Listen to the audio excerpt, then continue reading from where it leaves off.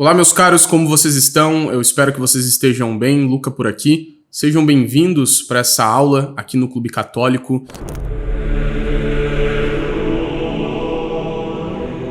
Eu vou apresentar para vocês hoje um tema que vocês me pedem muito, que é um tema que eu, modéstia à parte, estudo já há muito tempo, estou extremamente envolvido, interessado com ele, é um dos temas mais complexos e ao mesmo tempo interessantes de toda a teologia sagrada. E eu gostaria muito mesmo que vocês pudessem entender completamente tudo que eu vou falar aqui e buscar mais conhecimento, afinal esse é um tema super complexo, difícil, uma doutrina dificílima e foi classificada dificílima por muitos doutores santos da igreja e teólogos da igreja também. Então eu gostaria que vocês não se limitassem a essa aula, assistissem ela completamente, sabendo que ela vai dar uma ótima base e uma introdução para vocês a respeito desse tema. Se você não me conhece, meu nome é Luca de Tomás, eu sou professor de educação clássica, ou seja, filosofia tradicional e teologia sagrada. Eu estudei no Thomas Aquinas College por 2 anos e meio no campus da Costa Leste, em New England, nos Estados Unidos, e hoje leciono no Brasil, tenho uma escola chamada Liceu, uma escola de filosofia tradicional, e também estou produzindo conteúdo nas redes sociais, principalmente no YouTube e no Instagram. É uma alegria recebê-los aqui nessa iniciativa que é o Clube Católico, um clube que tem por objetivo ajudá-los na sua formação, nesse terceiro grau, né, principalmente da vida interior, que é o grau da ciência e do conhecimento das coisas de Deus e por objeto, né, em si mesmo do próprio Deus e sua vontade, para que vocês possam ter uma vida de acordo com a vontade de Deus e que possam também praticar aquilo que Deus nos ensina e que Deus nos pede na sua revelação, sobretudo na encarnação do Verbo Jesus Cristo, nosso Senhor e Salvador.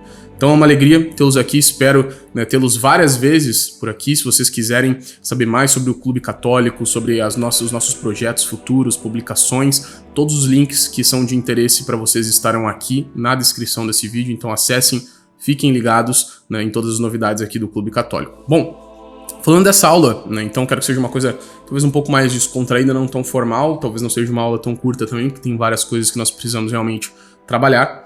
O tema dessa aula será a tão temida predestinação. É um tema realmente que é muito confuso para muitos católicos, porque quando nós geralmente nos convertemos ou estamos aprendendo ali alguma coisa mínima de teologia, a primeira coisa que nos é ensinada é que não, predestinação é uma doutrina protestante, né? Predestinação não é uma doutrina católica, isso não tem nada a ver com catolicismo, isso é coisa de Calvino, né?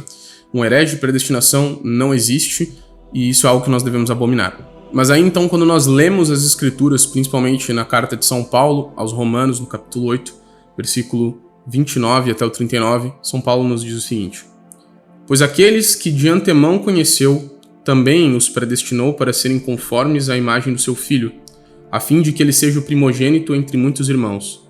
E aos que predestinou, também chamou, e aos que chamou, também justificou, e aos que justificou, também glorificou. Que diremos, pois, diante dessas coisas? Se Deus é por nós, quem será contra nós?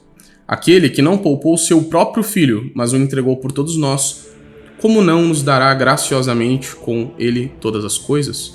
Quem fará alguma acusação contra os escolhidos de Deus? É Deus quem os justifica. Quem os condenará? Foi Cristo que morreu e mais, que ressuscitou. Ele está à direita de Deus e também intercede por nós. Quem nos separará do amor de Deus? Então, essa passagem diz claramente que há algo que as escrituras chamam de predestinação, sobretudo São Paulo. Bom, os católicos se deparam com isso e muitas vezes não sabem responder. Olha, São Paulo parece que está falando sobre essa tal predestinação. Então, na aula de hoje, eu gostaria de demonstrar para vocês que a predestinação é uma doutrina forçosamente católica, que deriva-se dos princípios da correta doutrina dogmática da Igreja Católica defendida por seus concílios, baseada principalmente na Sagrada Escritura e na tradição da Igreja, no ensinamento do magistério. Eu pretendo fazer isso de uma forma não tão elaborada, então quero provar para vocês que de fato a predestinação é uma doutrina católica, que ela é forçosamente católica, ou seja, nós precisamos admitir que a predestinação ela existe, é uma doutrina defendida pela Igreja, sobretudo no Doutor da Graça, Santo Agostinho, né? Mas eu também não quero entrar nos grandes problemas a respeito do modelo da predestinação, ou seja, uma coisa é dizer que a predestinação existe, isso nós devemos realmente cumprir nessa aula, e outra é dizer como exatamente esse mecanismo da predestinação opera. Isso é uma controvérsia gigante, para quem quiser saber mais sobre isso, procure sobre a controvérsia de auxiliis, tá? Que é a controvérsia entre a posição tomista e a posição molinista, mas ambas admitem que a predestinação existe, é uma doutrina católica, elas só discordam no mecanismo pelo qual essa predestinação funciona. Vocês vão entender melhor, né, mais ao fim da aula. Mas então, a predestinação, ela está dentro de uma categoria na teologia dogmática que nós chamamos de soteriologia ou doutrina da salvação. E aqui dentro estão compreendidas diversas questões, né, da doutrina católica. Tanto a eleição, quanto a predestinação, quanto a justificação, quanto a salvação, quanto a santificação. Então, várias coisas que estão interligadas nesse caminho de soteriologia, né, no estudo da soteriologia, ou seja, nessa história de salvação do homem com Deus. E, bom, a predestinação, ela é uma doutrina que nós devemos admitir quando nós entendemos alguns pilares básicos que muitos católicos ou ignoram ou simplesmente não sabem que existem. E vocês vão ver como isso é realmente chocante e verdadeiro no decorrer dessa aula. Eu já adianto para vocês que eu vou ler muitas citações das próprias palavras de Santo Agostinho, porque na minha opinião ele explica muitas vezes muito melhor do que eu poderia com as minhas próprias palavras, e essas citações estão em alguns livros específicos de Santo Agostinho. Então, se vocês quiserem procurá-las mais especificamente, leiam os seguintes livros: O Espírito e a Lei, Natureza e Graça, Predestinação dos Santos e O Dom da Perseverança. São esses 4 livros, né, que eu tirei todas as citações que eu vou ler aqui para vocês, tá certo? Bom, a primeira coisa que a gente precisa entender para a gente chegar numa noção de predestinação católica é entender um pouco sobre a questão da justificação. A justificação, como definida no Concílio de Trento, né, mais especificamente na seção 6, que são os cânones tratando da justificação, e que por consequência também fala da predestinação, né, a justificação ela é entendida como a passagem do homem de um estado de injustiça e ofensa a Deus, né, de ser filho de Adão, o primeiro que pecou, até, né, um estado de filho de Deus, ou seja, de realmente alguém que já não mais ofende a Deus, mas que agora faz parte do corpo de Cristo, né, da igreja de Cristo. Então, essa é a primeira compreensão que a gente precisa ter para a gente chegar em alguma noção de predestinação. Essa passagem do estado de filho de Adão para o estado do filho de Deus, que é um estado de graça e adoção. Então, a gente sai de um estado, né, de injustiça, de pecado, e passa para um estado de graça e adoção. E o que a igreja ensina sobre a passagem desse estado de injustiça para um estado de justiça, que a gente chama de justificação, é que isso é uma graça, ou um presente, um dom do Espírito Santo. E aqui já pode vir o primeiro choque para muitos católicos, né? Opa, como assim? Então quer dizer que a minha justificação, né, pela qual eu vou ser salvo, quer dizer que isso então é um dom de Deus, é um presente? Mas e as obras, né? Não somos nós católicos que dizemos, né, que as obras elas fazem parte na salvação, na justificação, que os protestantes estão errados quando eles defendem o sola gratia, sola fide, né? Calma, vocês vão entender exatamente ao longo desse vídeo quais são as discordâncias verdadeiramente, a gente não vai estressá-las a fundo, mas a igreja defende, sempre defendeu e sempre defenderá, baseado no evangelho e na tradição, de que a justificação do homem é a graça de Deus, né, dada pela graça de Deus, é um dom. Isso já está presente em Santo Agostinho, diz assim o Doutor da Graça. Inclusive argumentando aqui contra os pelagianos, né? Os pelagianos, para quem não sabe, a heresia pelagiana era uma heresia que defendia que o ser humano, ele pelos seus próprios méritos, pelas suas próprias ações, ele consegue obter a justificação por parte de Deus, né? Como se o ser humano, então, ele escolhesse livremente, né, fazer boas ações sozinho, pelos seus próprios méritos, pela sua própria natureza, e então Deus justificasse o homem porque o homem foi bom, né? Uma espécie de estrelinha na testa. Não? Então, parabéns, Luca. Você agiu muito bem, então agora eu vou te justificar. Santo Agostinho diz assim: nós, católicos, pelo contrário, asseveramos que a vontade humana é de tal modo ajudada por Deus para praticar a justiça que, além do homem ser criado com o dom da liberdade, e apesar da doutrina, ou seja, os mandamentos, né, e a Sagrada Escritura, que o orienta sobre o modo pelo qual ele deve viver, o homem precisa receber o Espírito Santo, que infunde em sua alma a complacência e o amor do bem incomunicável, que é o próprio Deus. Mesmo agora, quando ele ainda caminha pela fé e não pela visão. Desse modo, com o penhor da graça recebido gratuitamente, anseie aderir ao Criador e a nele viver e vivamente aproximar-se da participação daquela luz verdadeira. E assim, proceda a felicidade daquele de quem recebeu o ser, né, que é o próprio Deus.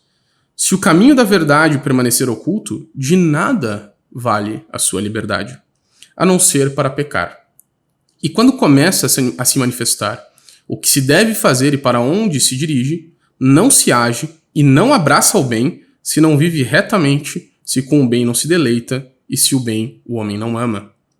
Porém, para que o homem possa amar este bem, o amor de Deus se difunde em nosso coração, não pelo livre-arbítrio que radica em nós, mas pelo Espírito Santo que nos foi dado. Romanos, capítulo 5, versículo 5. Né? Aqui, Santo Agostinho está citando Romanos. Então, Santo Agostinho começa a argumentar que essa ideia de que o ser humano ele pode ser santo, ele pode se justificar e alcançar o céu, obedecendo apenas aquilo que a lei diz pelos seus próprios méritos, ou seja, o ser humano decidiu, né? Porque o Pelágio dizia assim, não, vocês têm que parar com essa palhaçada aí, né? De que a graça é de Deus, de que é presente. Não, vocês têm que se esforçar. Então, o Pelágio estava vendo que o pessoal estava dando uma vagabundada, assim. Então, não, vocês têm que se esforçar, vamos lá, começa a fazer, pelos teus próprios méritos aí, Deus vai te justificar pela tua própria força, como se o homem, pela sua própria força de vontade, ele pudesse alcançar a justiça de Deus, né? E Santo Agostinho está dizendo que isso não pode ser verdade, que essa não é a doutrina do Evangelho, né? Mas que a doutrina do Evangelho é outra. E qual que é essa doutrina? E aqui a gente entra nos principais pontos, né? Que a doutrina da graça é diferente da doutrina da lei. Afinal, diz Santo Agostinho, e nos ensina a teologia católica, que a doutrina da lei é a letra que mata o homem. Santo Agostinho diz assim no Espírito e a Lei, capítulo 6. O ensinamento pelo qual recebemos os preceitos ordenados a uma vida sóbria e reta é a letra que mata, se não se fizer presente o Espírito que dá a vida. Ou seja, está dizendo, as leis que estão nas Sagradas Escrituras, você não pode fazer isso, você pode fazer aquilo. Isso não é o que justifica o homem, ou seja, não é que o homem lê uma série de mandamentos e ele decide, não, agora eu vou, né, sozinho lá pelos meus próprios méritos me esforçar para aquilo, e aí Deus vai me dar em retribuição a minha justificação, a minha santificação. Agora, eu pergunto para vocês, quantos católicos não pensam assim? Que é só você ser uma pessoa boa pela sua própria vontade, sua própria escolha, que você vai para o céu, que Deus vai te justificar. Isso não é o que ensina a doutrina da Igreja Católica. Tá? Então, Santo Agostinho é muito claro aqui. Essa lei, ela serve apenas para matar o homem, se ela não estiver acompanhada do Espírito que dá a vida. Segue ele dizendo. Mas os pelagianos, né, dizem assim, louvamos a Deus, autor da nossa justificação, reconhecendo que Deus nos deu a lei, sob cuja visão sabemos como viver. Ou seja, os pelagianos dizem assim, não. Não é que nós acreditamos, né, que nós fazemos tudo sozinhos.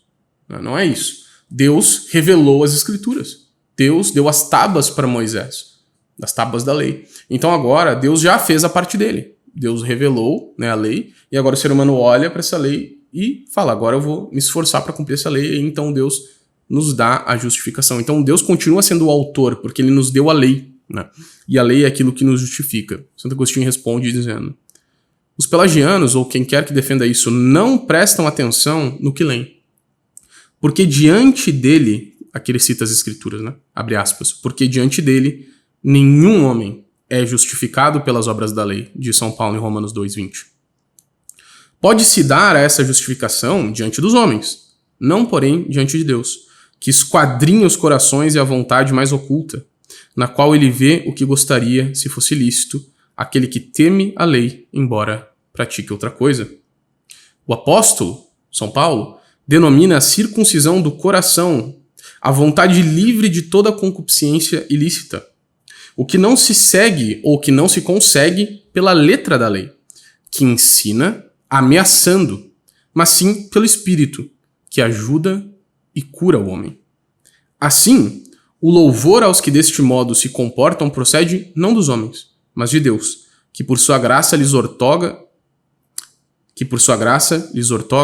o merecerem o louvor. Dele está escrito, no Senhor se gloriará a minha alma, Salmos 34:3. E sobre ele afirma o salmista, de ti procede o meu louvor, Salmo 22:26. Não são como aqueles que pretendem louvar a Deus porque são homens e louvar a si mesmos porque são justos. Então, Santo Agostinho está dizendo assim, olha, essa história de que a gente olha para a lei e tenta cumprir, ela na verdade não funciona. A grande realidade é que essa letra só nos mata, porque ela diz assim, não faça isso, e aí a partir daquele momento você tem o conhecimento do que você não pode fazer. E a partir do momento em que você tem esse conhecimento, você começa a querer fazer aquilo que é proibido. Você começa a ter o desejo no seu coração de quebrar a lei. Tá, Luca, mas e se eu me esforçar em não quebrar a lei, né? Mesmo tendo essa vontade? Aí Santo Agostinho está dizendo assim, mas isso aqui não é o que os filhos de Deus fazem. Nós não seguimos a lei por medo da punição. Apesar de que isso é também seguir a lei, né? Tem que ser feita uma certa distinção, que não é errado você também cumprir a lei por medo, mas não é a verdadeira plenitude do evangelho. Os filhos de Deus, de acordo com Santo Agostinho, com a teologia católica, cumprem a lei por amor, porque amam a Deus e amam a lei, e não por medo da punição. Então, o que Santo Agostinho está dizendo aqui é que, olha, a lei mata porque ela ensina o homem aquilo que ele não deve fazer e, ao mesmo tempo, o homem se depara com o desejo de descumprir essa lei. E quando cumpre essa lei, ainda que com muitas tentativas, cumpre por medo, simplesmente. Cumpre por temor, cumpre porque não quer ser punido, mas não porque verdadeiramente ama a verdade e ama aquilo que é certo. Bom, tá, Luca, então, assim, qual que é o papel da lei? Porque se Deus, ele, então, revela essas coisas e dá comandos, né? A gente viu no Antigo Testamento, eu já li a Bíblia, no Antigo Testamento Deus fica lá dizendo o que o povo de Israel tem que fazer, o que não deve fazer, mas tu tá me dizendo que o homem ele não consegue, sem o Espírito, cumprir a lei, e que na verdade a lei é mal pro homem, ela mata o homem. Então qual que é o propósito de Deus ter revelado essa lei? Bom, e aqui, isso é uma pergunta teológica muito profunda. Por quê? Ora, porque se a letra mata, né, e se então o homem ele não consegue cumprir a lei sem o Espírito, para que ela serve então? Para que serve a lei? Bom, Santo Agostinho responde dizendo o seguinte: como dizer que a lei é boa, conquanto seja usada segundo as regras, se também é verdade o que se segue, sabendo que ela não é destinada ao justo, Timóteo 1, 8 e 9, ou seja, que a lei não serve para o homem justo. Como é que eu posso dizer que a lei é boa ou que ela serve para alguma coisa se ela foi revelada por Deus, mas ela não serve para o homem justo, como diz Timóteo 1, 8 e 9? Pois quem usa a lei segundo as regras, senão aquele que é justo? Mas ela não é destinada ao justo, e sim é destinada ao injusto. Olha só que interessante. E o injusto, para alcançar a justificação, ou seja, para se tornar justo, como nós falamos no início, deve usá-la segundo as regras e por ela, como que por um guia, não para cumpri-la, mas para ser conduzido à graça de Deus, cuja eficácia é a única que o pode levar a cumprir aquilo que essa lei ordena, não é verdade? Então, sim, parafraseando Santo Agostinho, está dizendo que a ideia de ter uma lei, a ideia de Deus comandar coisas, nunca foi para que o homem sozinho cumprisse, mas para que o homem percebesse que, não conseguindo cumpri-la, deveria pedir o auxílio de Deus, que é exatamente o que os profetas e santos do Antigo Testamento faziam. Segue dizendo Santo Agostinho: com efeito, por meio da graça, o homem que é então justificado gratuitamente, ou seja, sem nenhum mérito precedente das suas obras, pois do contrário, aqui ele cita Romanos 11:6, a graça não é mais graça. Por isso, quando a graça é outorgada, não é em vista das boas obras que fizemos, mas para que então possamos cumprir a lei. Não porque nós cumprimos ela que nós recebemos a graça, mas para que nós possamos cumpri-la é que nós recebemos. O próprio Cristo disse: não vim revogar as leis e os profetas, mas dar-lhes pleno cumprimento, Mateus 5,17. E de Cristo está escrito, diz Santo Agostinho: e nós vimos a sua glória como a glória do unigênito do Pai, cheio de graça e de verdade, João 1,11. Prólogo do Evangelho de São João. Esta é a glória da qual se afirmou: todos pecaram e todos estão privados da glória de Deus. Portanto, o injusto usa a lei segundo as regras para se tornar justo, e uma vez justificado, já dela não se utiliza como de um veículo, ou antes como guia, como diz São Paulo. Ou seja, toda a ideia da lei ter sido revelada, de Moisés ter recebido as tábuas da lei no Antigo Testamento, nunca foi para que as pessoas, esforçando-se, cumprissem essa lei pelos seus próprios méritos, então Deus as justificasse como um prêmio. Não, mas para que eles percebessem que eles eram incapazes de cumpri-la. E pedindo o auxílio da graça, então a lei serviria como um guia para que o homem, vendo a sua incapacidade de cumpri-la, recorresse à graça para que então pudesse cumprir a lei plenamente. Segue dizendo Santo Agostinho. Eis, portanto, a única diferença. Os judeus atribuíam a si o próprio mandamento. Não cobiçarás, Êxodo 20:17. E os demais preceitos santos e bons, cujo cumprimento por parte do homem exige que Deus opere nele pela fé de Jesus Cristo, o qual é a finalidade da lei para a justificação de todo o que crê. Isso quer dizer, incorporado a Cristo e feito membro do seu corpo pelo Espírito, qualquer um pode praticar a justiça, concedendo-lhe ele o crescimento interiormente. Falando dessas obras, disse Cristo, sem mim nada podeis fazer. João 15:5. Então, a ideia toda é que o homem não cumpra a lei pelos seus próprios méritos e então Deus o justifique e torne justo. Ó, parabéns, você foi muito bom, você foi justo, então agora vou te dar a justificação. Você vai passar do estado de injustiça para o estado de justiça. Não. Mas porque em Cristo somente nós somos, né, capazes de cumprir essa lei. Ou seja, a lei sem o Espírito mata. E ela deve servir como um guia para o Espírito. Algo que os próprios judeus do Antigo Testamento não viram. E é exatamente por isso que o povo da Antiga Aliança não conseguiu cumprir nenhuma aliança que estabeleceu com Deus e quebrou todas as alianças que fez. Porque não conseguia entender que a proposta e o propósito da lei não era cumpri-la para receber a justiça divina, mas que era um guia para que, percebendo a sua incapacidade de cumpri-la, o homem fosse guiado à graça para que, então, auxiliado pelo Espírito, ele pudesse cumprir aquilo que Deus ordenou. Segue dizendo Santo Agostinho, não são, portanto, filhos de Deus os que agem pelo seu próprio Espírito, apenas com a ajuda da lei, privados da ajuda da graça e confiando na sua própria capacidade. Com relação a eles, São Paulo diz que, desconhecendo a justiça de Deus e procurando estabelecer a sua própria, não se sujeitam à justiça divina. Romanos 8, do 12 ao 14. Referia-se, São Paulo, aos judeus que, presumindo-se de si mesmos, rejeitavam a graça de Deus e, consequentemente, não acreditavam em Cristo. E não acreditaram em Cristo quando ele veio. E afirma que pretendiam criar a sua própria justiça unicamente a partir da lei. Isso não quer dizer que criaram a lei, mas estabeleceram sua própria justiça na lei que vem de Deus. Acreditaram que podiam cumprir a lei com as suas próprias forças, como os pelagianos acreditavam e como muitos católicos continuam acreditando hoje em dia. Ignorando a justiça de Deus. Não a justiça pela qual Deus é justo, mas a justiça exigida do homem por Deus. E para que saibais, que era dos judeus, né, é que São Paulo fala essas coisas. Né? Então, a proposta da lei toda é que o homem não consegue cumpri-la. Exatamente. E a proposta da lei ser revelada é para que o homem seja guiado a pedir a Deus o Espírito para cumpri-la. Ou seja, é para o homem entender que ele não é capaz de fazer esse bem sobrenatural, de alcançar esse estado de justiça sobrenatural, né, de pecador para santo. O homem não consegue isso sozinho, só se esforçando para cumprir a lei. Então ele deve pedir a graça de Deus, pedir o Espírito. Essa lei que mata o homem, ela tem um papel de ser um guia para a graça. E assim o homem pode não ser morto pela lei, mas pode cumprir a lei verdadeiramente. E aqui, então, que a doutrina católica faz uma distinção entre a lei das obras e a lei da fé, de Santo Agostinho.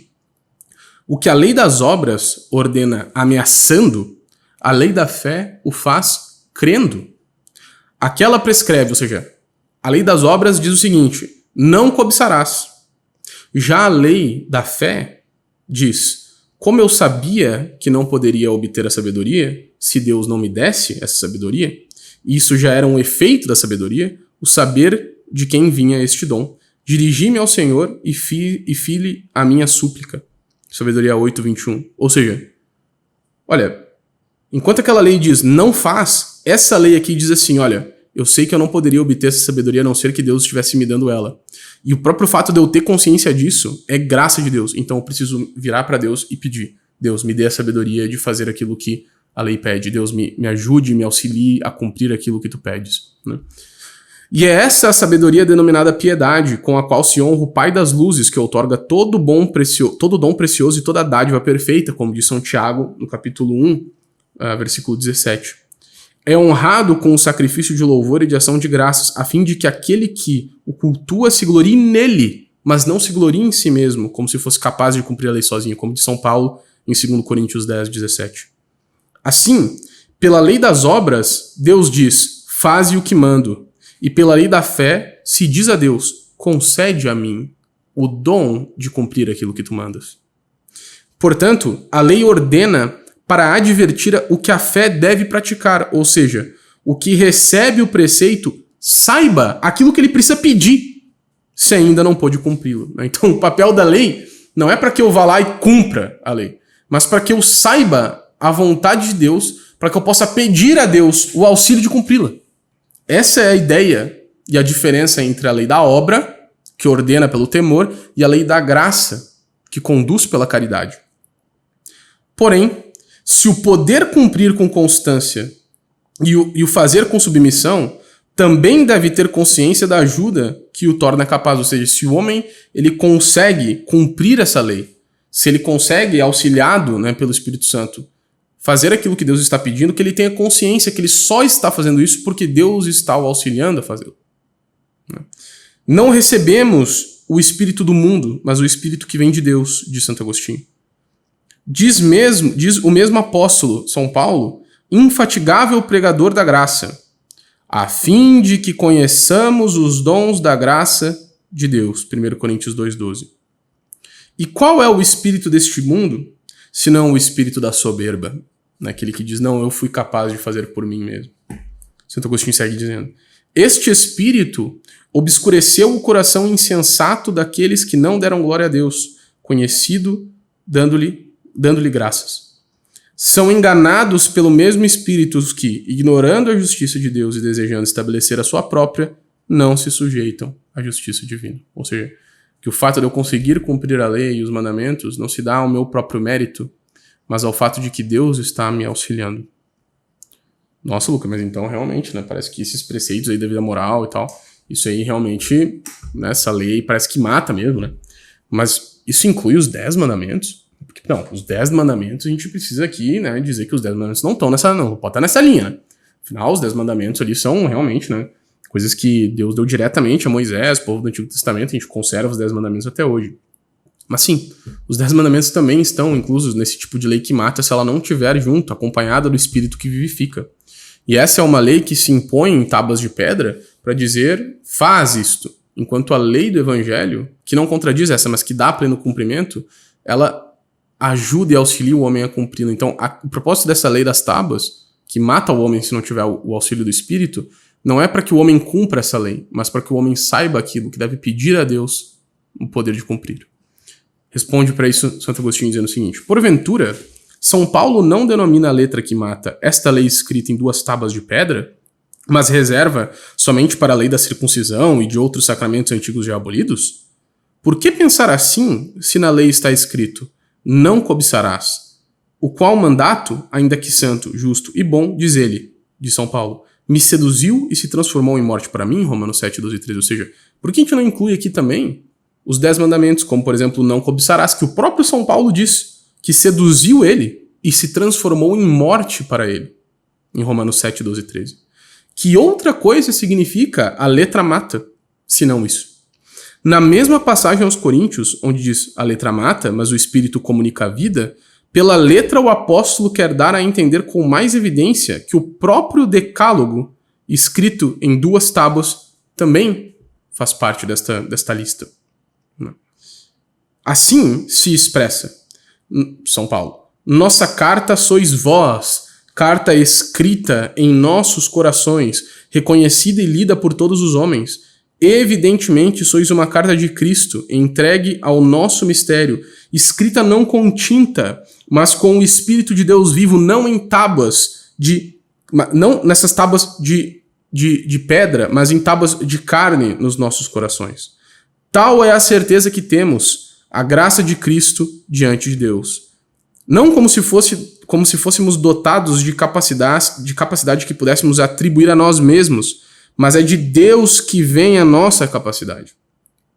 Foi Ele quem nos tornou aptos para sermos ministros de uma nova aliança. Não uma aliança da letra, mas uma aliança do Espírito, pois a letra mata, mas o Espírito comunica a vida, de São Paulo. Ora, se o ministério da morte, gravado em letras sobre a pedra, foi tão assinalado pela glória de Deus que os próprios israelitas não podiam fixar os olhos no semblante de Moisés, quem lembra dessa passagem, né? Quando Moisés recebe as tábuas, né, no monte, e ele desce, depois os israelitas não conseguiam olhar para ele, né? Ele tinha que colocar um véu à frente do rosto que brilhava e ninguém podia olhar. Então, aqui continua dizendo São Paulo, né? Se os próprios israelitas não poderiam fixar os olhos no semblante de Moisés, naquele ministério da morte, onde os mandamentos eram gravados em letras sobre a pedra, se lá os próprios israelitas não conseguiam fixar os olhos nele, por causa do fulgor que nele habitava, fulgor, aliás, passageiro, né? Lembram que passa? Isso depois passa, né? Como não será ainda mais glorioso o ministério do Espírito? Na verdade, se o ministério da condenação foi glorioso, muito mais glorioso será o ministério da justiça, segundo Coríntios 3, do 2 ao 9. Então, a grande diferença, né, que inclui também os 10 mandamentos, é essa. Tudo aquilo que foi ensinado antes e que já né, participava na glória de Deus, que já era Deus falando com o seu povo, se tudo aquilo já era tão grande, imagina agora que essas coisas não estão mais escritas em tábuas de pedra, mas estão escritas nos nossos corações.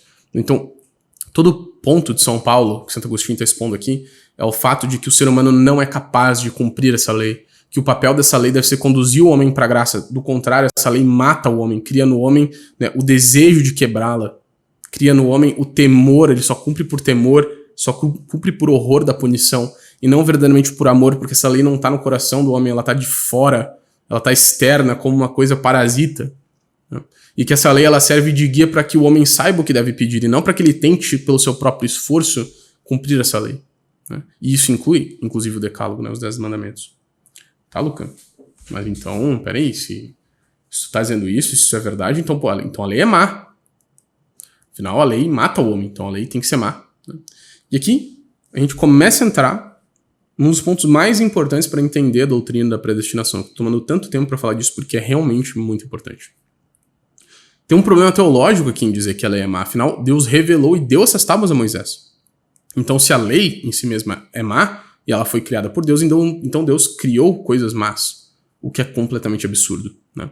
Então, a lei é má? Obviamente não. Não é que a lei é má, mas ela mata o homem, não porque ela em si mesma é um mal, mas porque há algo na natureza humana que faz com que essa lei boa torne-se para ele sedutora e maligna. De Santo Agostinho. Depois de ter dito, e assim podermos servir em novidade de espírito e não na caducidade da letra, que diremos então, o apóstolo diz, que a lei é má, que a lei é um pecado? Responde Agostinho, de modo algum. Entretanto, eu não conheci o pecado senão através da lei, pois eu não teria conhecido a concupiscência se a lei não tivesse dito, não cobiçarás. Mas o pecado, aproveitando-se dessa situação, através do preceito, gerou em mim toda espécie de concupiscência, pois sem a lei, os pecados estão mortos. Então é a lei que produz no homem, por isso que a lei mata, entendeu? Porque a lei ela produz no homem esse desejo de quebrá-la, de fazer aquilo que não pode. O apóstolo, São Paulo, demonstrou com esta sentença que a lei antiga foi escrita fora do homem, para atemorizá-lo exteriormente, enquanto a nova foi gravada dentro do próprio homem para justificá-lo interiormente. Afirmou serem de carne não as tábuas do desejo carnal, mas as do coração, uma vez que é vivo e sensível, em comparação com a pedra, que é insensível.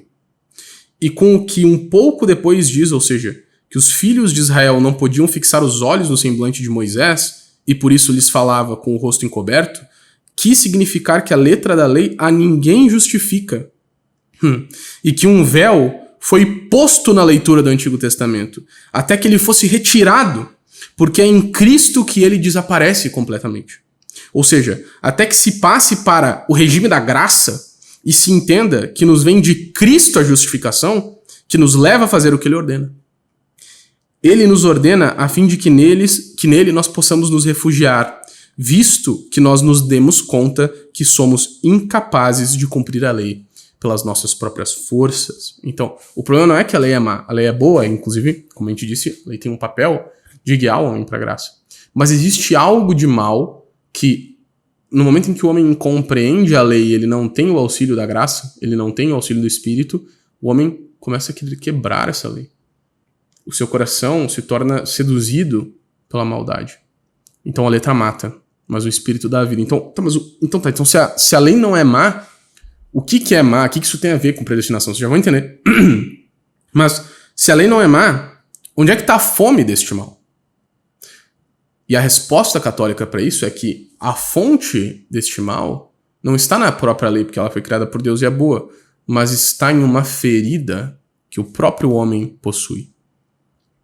Diz, né, Santo Agostinho citando São Paulo: constato, pois, esta lei. Quando eu quero fazer o bem, é o mal que se apresenta para mim. Eu me comprazo na lei de Deus segundo o homem interior, mas percebo outra lei em meus membros, que peleja contra a lei da minha razão e que me acorrenta à lei do pecado que existe em meus membros. São Paulo, né? Infeliz de mim, quem me livrará deste corpo de morte? Graças sejam dadas a Deus por Jesus Cristo, nosso Senhor. Assim, pois, sou eu mesmo que pela razão sirvo a lei de Deus e pela carne sirvo a lei do pecado. Romanos 7, do 6 ao 25. E Santo Agostinho, comentando isso, diz assim: o ser humano foi criado sem mácula, nem defeito. Mas Adão se tornou culpado e toda a sua posterioridade precisou ser curada, porque ela não é mais saudável. Apesar de sua queda, ainda lhes restam bens que fazem parte da sua constituição, como, por exemplo, a sua vida, a sua inteligência. E esses bens, eles o recebeu da mão do seu Criador, o próprio Deus. Contudo, o vício permaneceu. E mergulhado nas trevas e enfraquecendo esses bens naturais e tornando necessária a difusão da luz e a aplicação do remédio. Então, é necessário que o homem seja curado, porque ele está fraco, ferido. Mas esse vício não é a obra de Deus, pois esse vício da parte de Adão foi o resultado do desregramento de seu livre-arbítrio e da parte dos seres humanos. Ele é a consequência do pecado original dos nossos pais. Por consequência, nossa natureza viciada tem direito a um castigo legítimo. Sem dúvida que nos tornamos uma nova criatura em Jesus Cristo, mas éramos, como os outros por natureza, verdadeiros filhos da ira divina. Mas Deus, que é rico em misericórdia, impulsionado pelo grande amor com que nos amou, quando estávamos mortos e em consequência de nossos pecados, deu-nos a vida juntamente com Cristo, pela graça de quem fomos salvos. Mas essa é a doutrina católica, agora as coisas começam a fazer sentido. Opa, pera, então, a letra mata, o Espírito vivifica? Então a letra mata e o Espírito vivifica, não porque a lei é má, mas porque o homem é mau na sua natureza decaída. Ou seja, o homem foi criado bom, como toda a criação, mas o homem pecou contra Deus. E isto feriu a sua natureza de tal modo que o homem não consegue mais fazer o bem. Já não conseguia antes fazer o bem sobrenatural, ainda que a sua natureza fosse intocada. Mas agora, ferido, o homem não consegue nem fazer as suas próprias coisas naturais direito. Então, o mal, essa lei que faz com que a lei da obra ela se torne maligna e sedutora para o homem, não é porque a lei da obra que Deus revelou é má, né? Mas porque o homem está ferido e o homem tem o pecado original. Daqui se segue o primeiro pilar e maior princípio para admitirmos uma doutrina de predestinação, a doutrina do pecado original, né, que eu chamo carinhosamente de doutrina do tobogã. Ou seja, depois do pecado dos nossos pais, como a corrupção entrou no mundo e feriu a natureza humana e o homem agora não é mais capaz de fazer o bem sozinho, todos os homens nascem neste estado de estarem condenados à morte e ao inferno. Esta é a doutrina católica de sempre. Procurem em todos os concílios, em todos os documentos da igreja, a doutrina sempre foi a mesma. Daí vem a necessidade dos sacramentos, daí vem a necessidade do batismo, porque o batismo deleta a mancha do pecado original. Todos os homens nascem com o pecado original que gera neles a concupiscência e faz com que eles pequem, tenham pecados pessoais que transgridam a lei porque não estão auxiliados pela graça. Essa é a condição verdadeira da natureza humana. O maior problema que as pessoas têm com a doutrina da predestinação, que soa injusto, que soa né, que o homem é escravo, que não é livre, vem de uma antropologia teológica errada. O que é antropologia teológica? O estado da natureza humana, o estado do ser humano perante Deus na criação. E este estado, ele não é um estado de 0 a 0. O homem, ele não nasce uma tábula rasa na teologia e aí ele escolhe o que ele vai fazer. Não. Todos nascemos no tobogã. Todos nascemos com uma mancha do pecado dos nossos pais que faz com que a nossa natureza se incline para o mal, que deseje o mal e não queira o bem. E o homem só consegue o bem quando ele é auxiliado pela graça. E é por isso que a letra de nada adianta. Porque o homem, mesmo sabendo, você olha para a sua vida. Essa é uma das coisas que a gente quer promover aqui no Clube Católico. Que vocês olhem para as vidas de vocês, né, quando a gente estiver dando essas aulas aqui. Olhem para as vidas de vocês. O problema nunca foi saber o que Deus comanda, o problema nunca foi saber que virtude é bom, o problema nunca foi saber que as virtudes devem ser exercidas, o problema é fazer mesmo. O problema não é saber, o problema é fazer. É um defeito na vontade. A nossa vontade é inclinar para o mal. E é justamente essa a doutrina católica. E sem admitirmos isso, essa realidade de todo ser humano, nós não conseguiremos entender bem a soteriologia católica e seu sistema, incluindo a predestinação. Portanto, se o pecado reina na natureza decaída humana, o homem pode fazer algum bem sozinho? Responde Santo Agostinho. Ninguém se deixe levar da vanglória pelo que lhe parece possuir, como se não tivesse recebido. 1 Coríntios 4,7, São Paulo diz, né? O que tu tens que tu não recebeu? Ou então julgue ter recebido porque a letra se pôs à sua frente para ser lida ou soou para ser ouvida. Pois, se é pela lei que vem a justiça, como diz São Paulo na carta aos Gálatas 2,1, se é pela lei que vem a justiça, então parabéns. Cristo morreu em vão. Por que você é cristão, então? Se só tendo os mandamentos você consegue a salvação da sua alma, me diga, por favor, por que Jesus Cristo se encarnou, morreu numa cruz por você e ressuscitou? Porque se a lei é o que justifica, então parabéns. Cristo morreu em vão. E você não deveria ser cristão se você acredita nisso.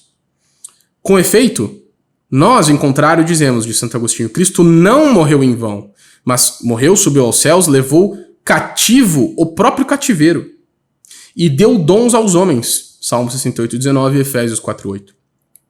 Daí procede tudo que se tem, mas se alguém negar que ele é esta fonte de justiça, é porque ou não tem, e se tem, ser-lhe-á tirado, como diz Lucas 8:18 e 9:26. Pois há um só Deus que justificará os circuncisos pela fé, e também os incircuncisos através da fé, como diz São Paulo na carta aos Romanos 3-30. Então a grande verdade é que o homem não pode fazer nada. Nosso Senhor diz nos evangelhos, sem mim, nada podeis fazer. Então o homem não pode fazer o bem sem a graça divina. Esta é a condição da natureza humana. Acho que as coisas começam a ficar mais claras a partir daqui.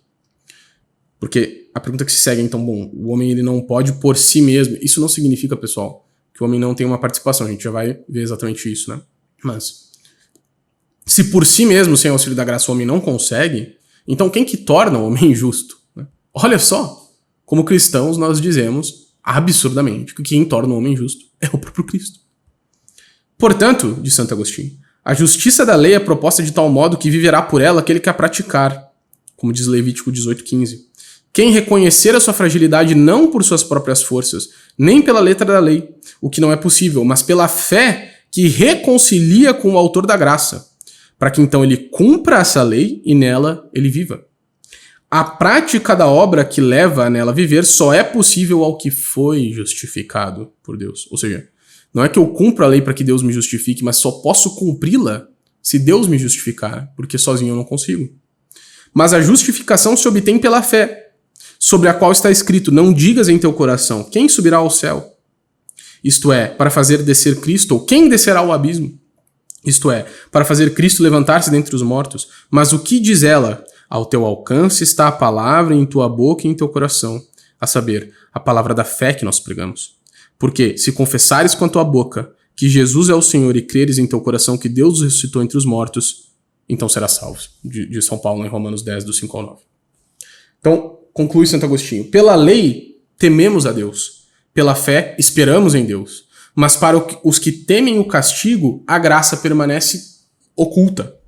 E a alma, sofrendo este temor, enquanto não vencer a concupiscência do mal, e aquele temor, qual severo vigilante não se afastar, então que ele se refugie pela fé na misericórdia de Deus, a fim de que Deus conceda o que ele manda fazer, com a suavidade da graça infusa pelo Espírito Santo, e que então o homem consiga que lhe dê mais prazer aquilo que manda e que não lhe dê prazer aquilo que proíbe, porque a nossa natureza é o contrário, né? O que mandam fazer a gente não faz, e o que é proibido a gente gosta.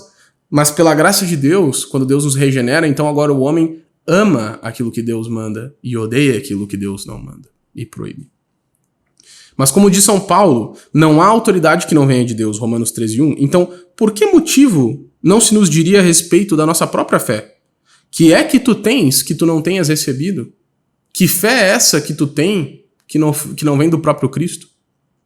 Que não foi o próprio Deus que te deu? Pois, se cremos, foi Deus quem nos deu a fé. 1 Coríntios 4:7. Resumo, até aqui. A natureza humana, então, a condição dela é estar ferida de modo que ela não consegue fazer o bem. E ela está ferida por esse pecado original, que é o pecado de Adão. Por isso, o homem não consegue cumprir a lei sozinho. E a lei, então, ela mata o homem, porque ela sozinha é incapaz de produzir no homem a sua vontade, dada a sua condição, a condição da sua natureza. Então o papel da lei, por exemplo, no Antigo Testamento era justamente servir de guia para que o homem entendesse aquilo que ele deveria pedir para Deus, o que os judeus não entenderam. Para isso, o homem então, para cumprir essa lei, ele precisa da ajuda da graça, que justifica ele mediante a fé em Jesus Cristo, que pela sua morte e ressurreição escreveu a lei da graça em nossos corações. Então nós dizemos que o homem é justificado pela graça, mediante a fé em Jesus Cristo. E isso é feito de forma gratuita. É um presente e um dom de Deus. Tá, Luca, mas então peraí. Então, se eu não posso escolher fazer o bem, verdadeiramente, né? E se eu não posso fazer isso, então a graça tem que me puxar para fazer isso, como é que eu sou verdadeiramente livre? Né? Como é que o homem é verdadeiramente livre se ele precisa disso? Bom, Santo Agostinho, já há muitos séculos atrás, pensava justamente na resposta para isso. E aqui vem o segundo pilar para entender exatamente por que a predestinação é uma doutrina necessária. Porque Deus não destrói a natureza humana. Ele, na verdade, cura essa natureza que se tornou escrava do pecado, tornando-a verdadeiramente livre. Afinal, essa ideia de liberdade humana, que a liberdade humana ela precisa ser intocada, ela não pode sofrer influência nem do bem nem do mal, nunca foi, nunca é e nem nunca será verdadeira. Os teólogos escolásticos chamam isso de natura pura, natureza humana pura, sem nenhum tipo de interferência. Isso é simplesmente falso, nunca acontece. O ser humano é condicionado por várias coisas externas o tempo todo, no mínimo, mas também é condicionado por diversas questões internas, especialmente por esses dois regimes. Ou o regime da graça, ou o regime do pecado. Desde o Éden é assim, e até o fim dos tempos vai ser assim. Não existe um momento onde a liberdade e a natureza humana não está sendo influenciada ou pela graça de Deus ou pelo pecado. E isso, Santo Agostinho, muito antes dos teólogos escolásticos e da alta teologia de São Tomás, entre outros, muito antes deles sistematizarem isso, Santo Agostinho já argumentava em favor dessa mesma tese, dizendo: anulamos a liberdade por conta da graça de Deus? De forma nenhuma. Na verdade, nós vamos consolidá-la. Assim como a lei se fortalece pela fé, a liberdade não se anula pela graça, pois o cumprimento da lei depende da liberdade. Mas pela lei se verifica o conhecimento do pecado, e pela fé, a súplica da graça contra o pecado. Pela graça, a cura da alma dos males da concupiscência. Pela cura da alma, a liberdade, e pela liberdade, o amor da justiça, e pelo amor da justiça, o cumprimento da lei. Desse modo, assim como a lei não é abolida, mas é fortalecida pela fé, visto que a fé implora a graça pela qual se cumpre a lei, assim a liberdade não é anulada pela graça, mas consolidada, já que a graça cura a vontade que era escrava do pecado, pela qual se ama livremente a justiça. Então agora o homem é verdadeiramente livre, na verdade, para amar aquilo que é bom. E antes ele não era, ele era escravo da sua concupiscência do pecado original e dos seus próprios pecados. Né?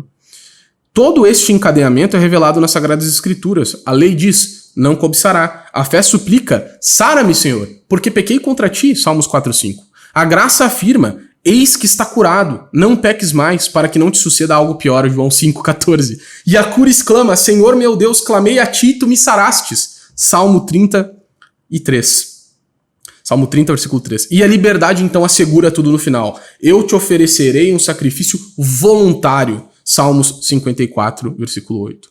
E o amor da justiça então, que é o último estágio, né? Brada, os soberbos abriram covas para mim, aqueles que não procedem segundo a tua lei, Senhor. Salmo 119, 85. Então, a graça, ela não destrói a liberdade humana. Na verdade, o pecado destruiu a natureza humana. E a graça, então, ela cura essa natureza e faz o homem verdadeiramente livre para amar aquilo que Deus mandou. Então a graça, ao afetar a liberdade humana, não destrói, aqui vem um dos princípios mais lindos da teologia, que a graça não destrói a natureza, mas a aperfeiçoa. Ou seja, não é como se a natureza e a graça estivessem conflitantes, mas elas são concorrentes nesse sentido de que concorrem para o mesmo fim. Porque agora a liberdade do homem curada e nutrida pela graça é capaz de fazer com que o homem faça o que ele verdadeiramente visualiza que é bom, que é aquilo que Deus pediu para ele, né, para que ele fizesse. E que ele odeia, evidentemente, aquilo que é ruim. E aí, segue dizendo o próprio Santo Agostinho, portanto, se estão sujeitos ao pecado, por que se gloriam da sua própria liberdade? Não, eu prefiro então, né, ser livre, mas viver no pecado. Mas por que tu te gloria dessa liberdade? Pois cada um é escravo daquilo que o vence. E se foram já libertados, se o homem já está libertado, por que se gabam como se fosse uma obra sua? E se gloriam dessa liberdade na graça como se não tivessem recebido ela de Deus?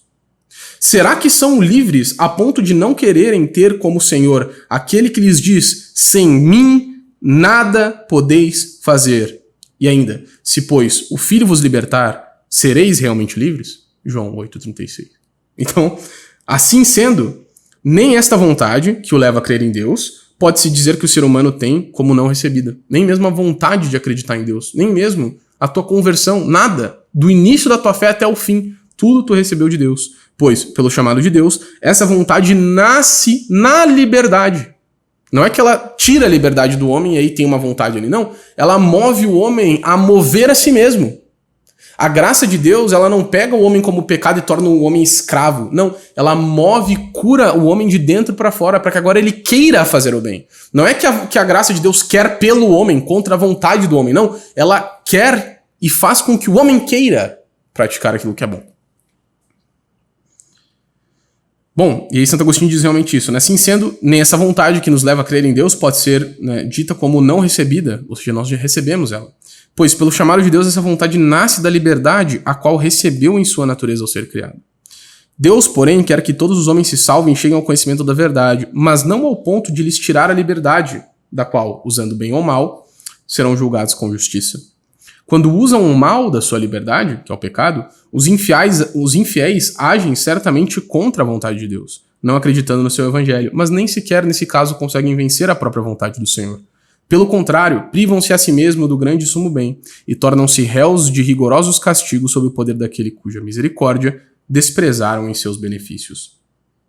Não somente devemos atribuir a nossa vontade de crer à graça divina, não somente isso, porque procede da liberdade inserida em nós pela natureza desde a criação, ou seja, Deus nos fez livres, e não somente por esse fato nós devemos atribuir a Deus a vontade livre de crermos nele. Não somente porque Deus nos criou assim, mas também porque Deus age a todo momento, ou seja, não é que Deus criou a gente livre e aí agora ficou assistindo, né, e daí a gente diz assim, não, isso é por Deus porque Deus nos fez com liberdade. Muitos católicos argumentam assim, né? Deus nos fez livre, então agora a gente pode, né, crer nele se quisermos. Não é só por isso não, mas porque Deus age mediante meios suasórios visíveis para nos levar a querer e a crer. Essa atuação divina, de Santo Agostinho, pode se dar ou exteriormente, por meio de questões externas, como pregação evangélica, influência dos preceitos da lei, etc., né? Ou, na verdade, pode ser, na verdade, interiormente, onde ninguém pode provocar nenhum pensamento, né? Mas iniciativa da vontade de consentir ou de sentir. Portanto, quando Deus concorre com a alma racional mediante estes meios, e ninguém pode crer em algo apenas com o uso da liberdade, sem a influência, né, ou a persuasão, ou um chamado em relação ao que devemos ter, ou que devemos crer, não há dúvida de que ele opera no homem o próprio querer crer. e sua misericórdia nos precede em tudo. Este ensinamento não somente não desvaloriza o que está escrito, que é que possuis que não tem recebido, mas confirma. Pois a alma não tem capacidade de receber e conservar os dons aos quais se refere a sentença, a não ser consentindo e auxiliado pela graça. Por isso, o que tem e o que recebe vem de Deus, né?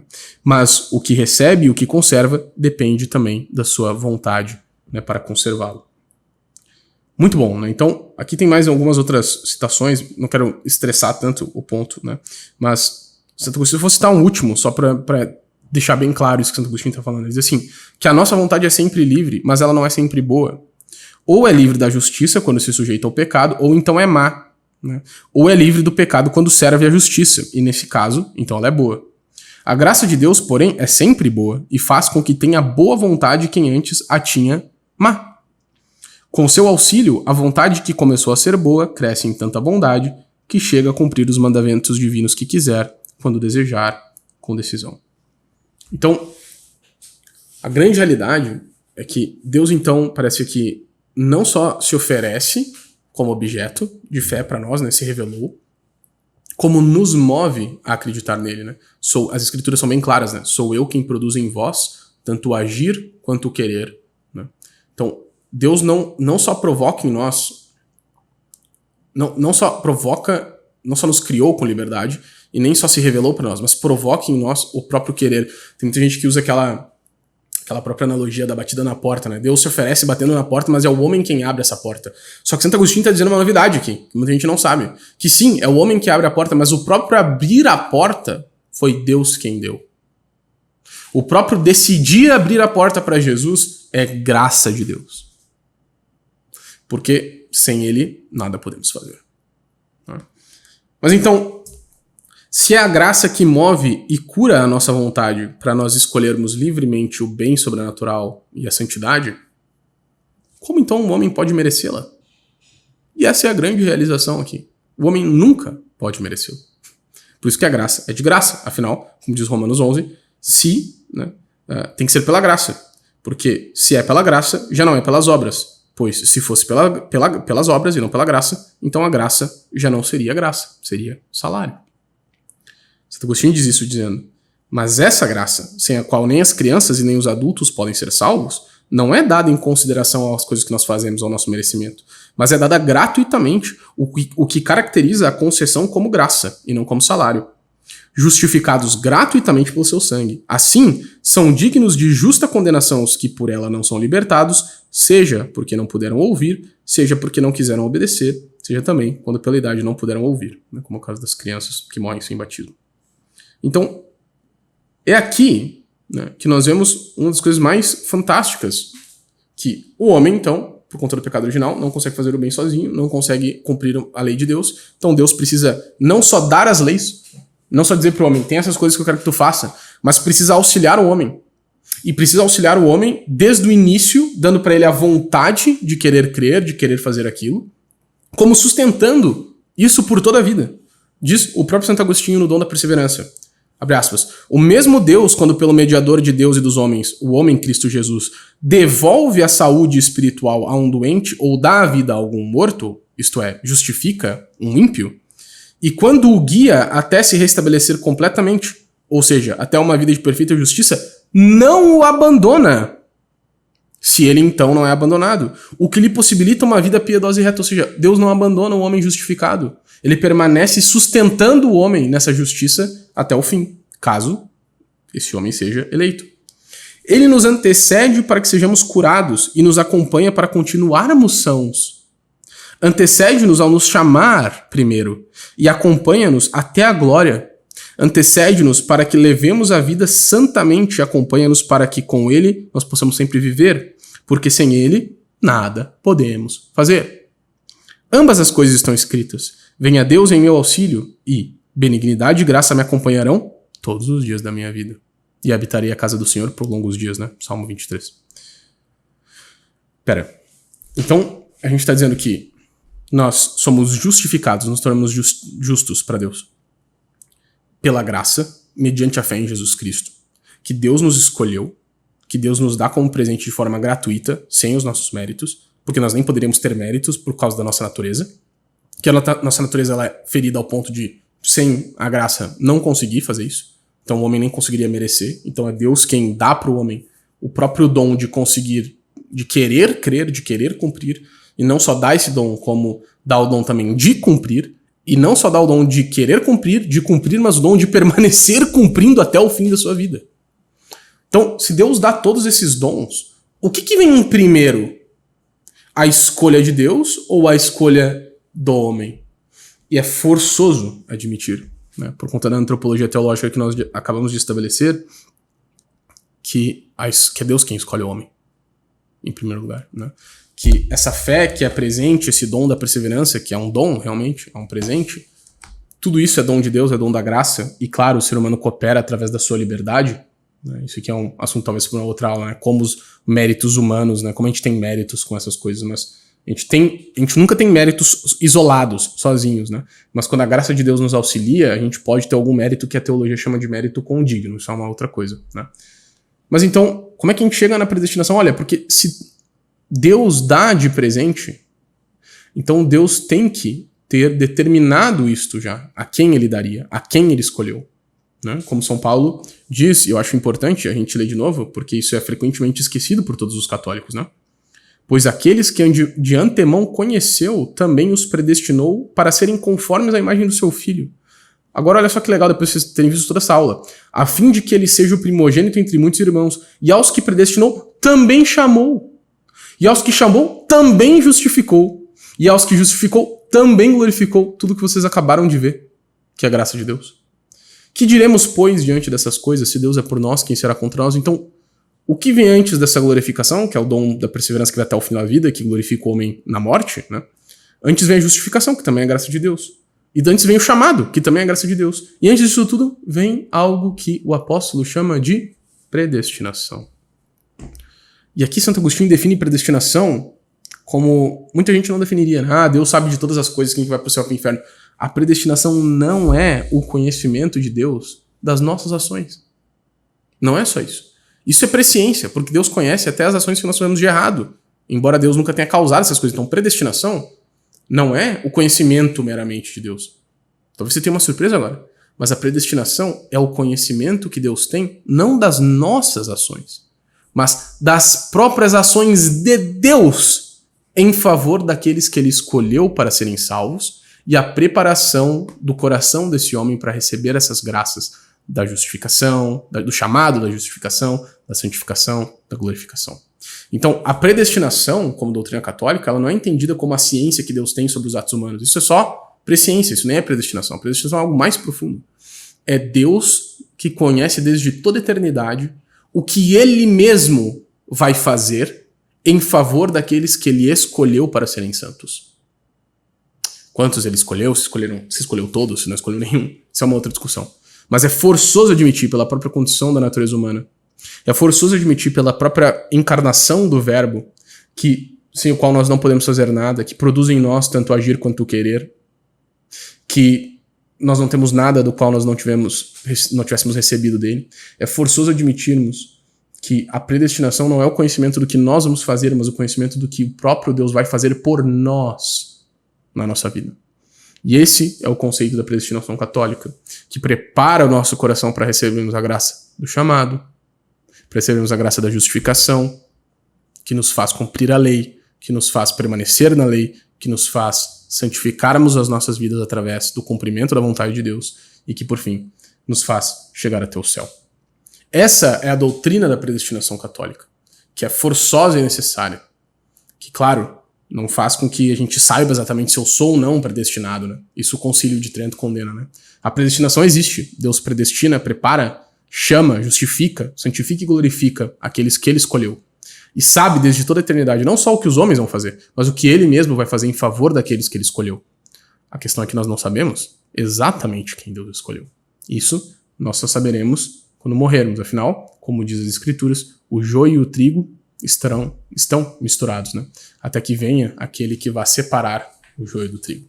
E essa é a doutrina da predestinação católica. A predestinação católica não é nada mais nada menos do que o conhecimento de Deus das suas próprias ações em favor daqueles que foram eleitos por ele para a salvação, para a santidade, e a preparação do coração desses que são eleitos para a recepção das graças necessárias para atingir infalivelmente este fim.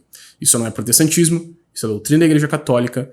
Né? Se vocês quiserem, vocês podem procurar os cânones do concílio, né, de Orange, que é um concílio que ratificou basicamente, vinculou a doutrina católica às posições lidas por mim aqui, de Santo Agostinho nesses livros, e também os decretos da sexta sessão do Concílio de Trento que fala sobre a justificação. Eu espero que vocês tenham gostado dessa aula, foi muito bom, né, poder falar desse tema com vocês. A gente quer promover exatamente isso aqui no Clube Católico, que vocês realmente tenham conhecimento de uma teologia mais profunda, das bases teológicas, que isso consiga atingir a vida de vocês com profundidade, que vocês consigam colocar em prática. É óbvio que muitas dúvidas vêm a partir de tudo isso que eu expliquei, né? Muitas coisas novas surgem, mas isso também, né, é o nosso objetivo, que vocês realmente estejam, né, situados naquilo que verdadeiramente é importante, verdadeiro, e das dúvidas boas, aquelas que vão maturando, né, sem crise de fé, mas que sejam realmente coisas que possam produzir na vida de vocês, né, a ciência da vontade de Deus mais profundamente, para que vocês, auxiliados pela graça, possam cumpri-la. Tá certo? Um grande abraço a todos vocês, espero que vocês tenham gostado, comentem aqui embaixo o que vocês acharam. Um grande abraço e até mais.